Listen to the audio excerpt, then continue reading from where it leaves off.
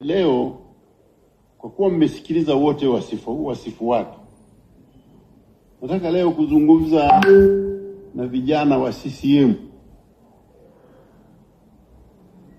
ambao ningependa wajifunze na waige mapito ya William Lukuvi.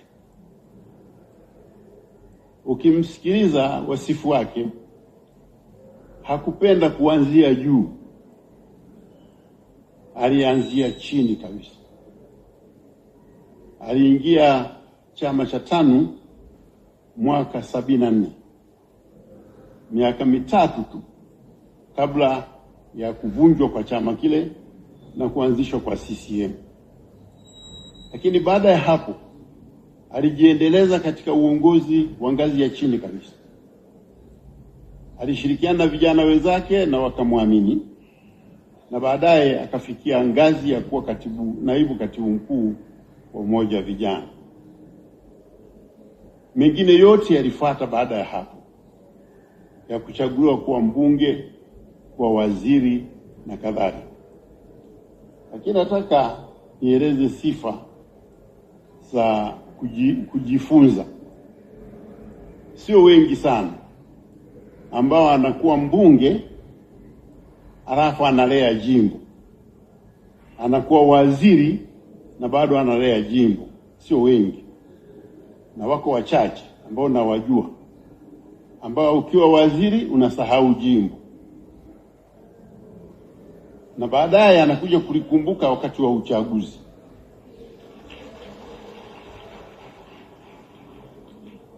Sio mfano wa mdogo kwamba William Lukuvi amekuwa mbunge wa Isimani kwa miaka 31,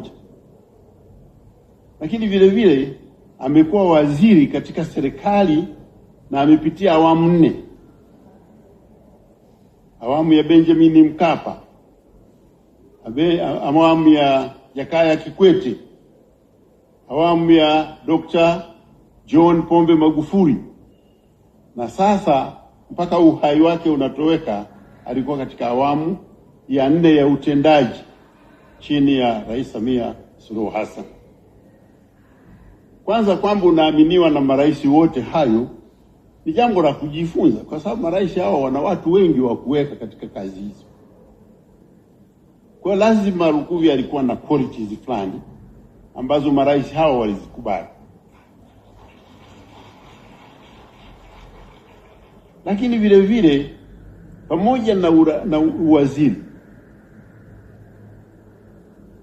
ndugu yangu William Lukuvi hakusahau utendaji wake ndani ya Chama cha Mapinduzi. Mimi nimefahamiana naye na kufanya kazi naye mwaka 2005 tukiwa serikalini. Lakini licha ya kuwa serikalini, ndugu Lukuvi alikuwa mjumbe wa kamati kuu ya Chama cha Mapinduzi, alikuwa mjumbe wa halmashauri kuu, na tulikuwa wote mpaka mwaka 2017 ilipoamriwa kwamba sasa tugawe vyeo, uwe na kimoja na wengine serikalini wabaki na kimoja. Hiyo ndio sera iliyomuondoa Lukuvi katika uongozi wa chama. Lakini wakati wote akiwa nje ya serikali na ndani ya chama, mimi nikiwa mjumbe wa halmashauri kuu, wakati wote tulishauriana na Lukuvi juu ya mambo anayoyaona yeye ya kusaidia chama hiki. Kwa chama chetu kimepoteza mwanachama mahususi kweli kweli, na ndio maana sisi CCM leo tuko wengi hapa, tunawakilisha uongozi wa juu kabisa wa chama chetu, kwa sababu ya kutambua mchango sio tu katika serikali, lakini mchango wake na mapenzi yake katika chama chetu. Sasa sina la kuongeza zaidi. Nimesema ameondoka. Sisi tunataka kuhakikishia wanaisimani kwamba wakati utakapofika, chama chetu kitakumbuka mchango wa Lukuvi katika kuamua nani waje huku ili muamue mpate Lukuvi mbadala. Kwa sababu tutapenda kwa kweli kazi zile alizozianzisha ziendelee.